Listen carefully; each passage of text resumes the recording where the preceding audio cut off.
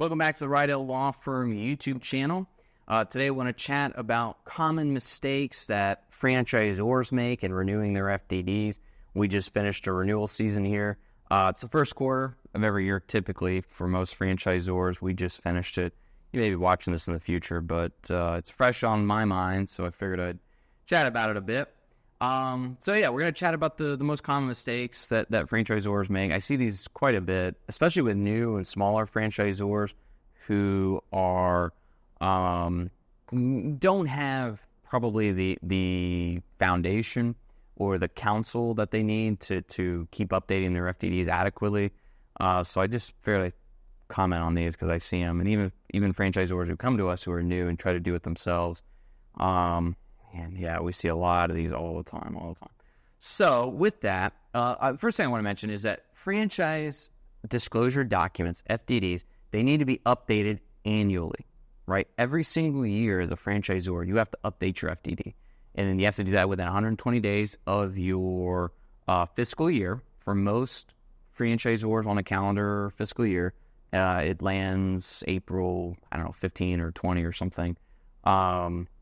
Interestingly enough, this year is like a little bit shorter. Maybe it's April 14 because of the leap year. So we got an extra day squished in there. So anyways, you got to update it every year. And if you don't, then you're not permitted to sell with that outdated, that expired FDD, right? So major compliance issue if you end up selling without an updated FDD. So, all right, what do we do with renewals? What do we look for? What are the most common errors?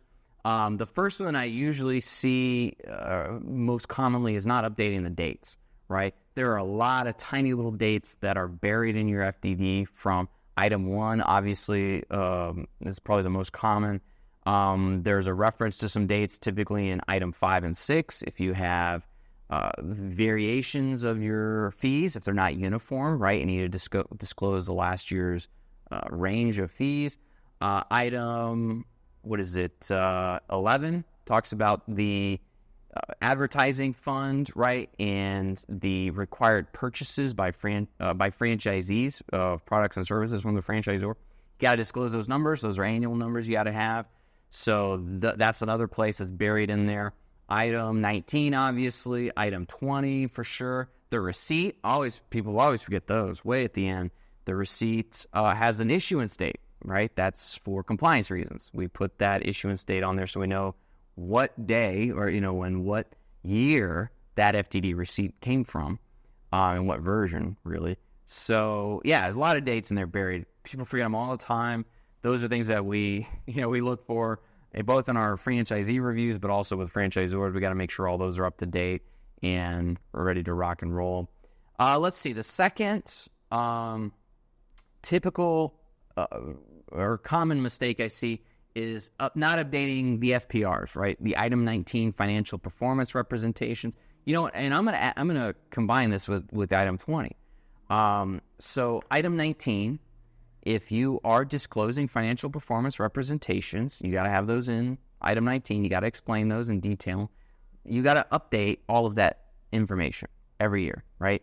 So if you're updating it for just one franchisor unit, right? You don't have any franchisees yet. You got to update that number for the franchisor.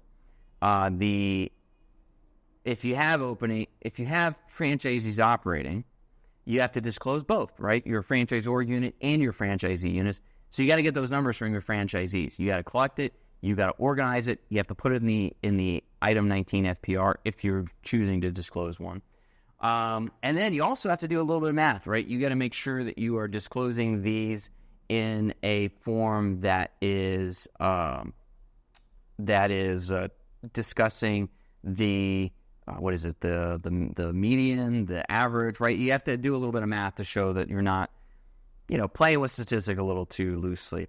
So don't forget those. Now, related, item 20 right after is the tables and charts of the years, right? The years that you have units. So you have to have the last 3 years of units disclosed in each table. Very, very easy to miss or forget those or to miscalculate. That happens all the time. Just bad math, right, in the tables. And sometimes people, because a lot of times we work on these, some of the reasons for this, why this happens, is we work on these from January to March or so in updating. And if you had, when you look at your most recent numbers, you'll look at it in February and say, oh, we have 15 franchisees active, right? This is how many have signed. And then you realize what franchisors do, I think unknowingly or unwittingly, is they'll look at the absolute February 1st, this is how many we have. And what they neglect to do, typically, what I understand at least, is that they don't look at last year's numbers. So they may have 15 on the day that you discuss it or the day that they're updating their FDD. They may have 15 units, but in reality, they had 14 units in last year, right? And they added one in January, or one that opened in January. So now there's a discrepancy, and it makes it really difficult. So now in last year, you had one extra that you should have counted on the current year. So then next year, when you go to update again, you're like, where did this extra franchise come from, right? Where did this franchisee unit slip in here somehow? And that mistake compounds every year. So it's like you make a mistake one year, nobody catches it or figures it out till the next year, and then it takes more time to look at it and figure out, why is this here? What do we do? Yeah, it's a lot of fun. You see, I've done it. I've done it more than once with franchisors who don't have very good records. They just use like spreadsheets and stuff or whatever, and it's very, very, very, very easy to do bad math. So another common mistake that I see in FDD renewals is the franchisor either failing or inadequately detailing and disclosing details about franchisee required purchases. So what that is required purchases of products or services by the franchisees from either the franchisor or a vendor, right, or an approved supplier. And what's most important is an approved supplier who has shared ownership with the franchisor, right? That's the most important things that we're kind of looking at. So that is that's something that we see missed quite a bit, that we have to go back and just double check and update. Another one related, that's also what in item 11 there, is the brand fund, right? The national advertising fund, the brand fund, whatever you want to call it, the franchisor directed advertising amounts they collect, right? The advertising fee. You need to disclose how that was spent and some form of how much was collected. So there's different ways that some systems do that. It's easiest just to do it by raw dollar, I think, and then I think you have to do percentages, if I remember right, for the breakdown of how it was spent. But anyways, that's another one that's commonly missed, forgotten. So let's see. I'm trying to think of what another common mistake. I guess I'll round out my common mistake with is failing to get professional advice, failing to get an attorney, right, or even a franchise consultant to help you with your renewals and updates, because these are very, very tightly regulated documents by both federal and state level. And if you miss a new rule, a new update, either in the federal franchise rule or federal practices, usually determined by the National or North American Association of Securities, something, whatever, NASA. If you miss an update or miss a required regulatory change, this happens all the time. This happened a couple of years ago with the change in how we account for paid franchise fees, initial franchise fees, and how they're accounted for over the term of the franchise agreement. That was a big change. Another one more recently was a change to the cover pages and some of the other page organization in the FDD. If you miss that, your franchise document is not compliant, right? You now have an incomplete,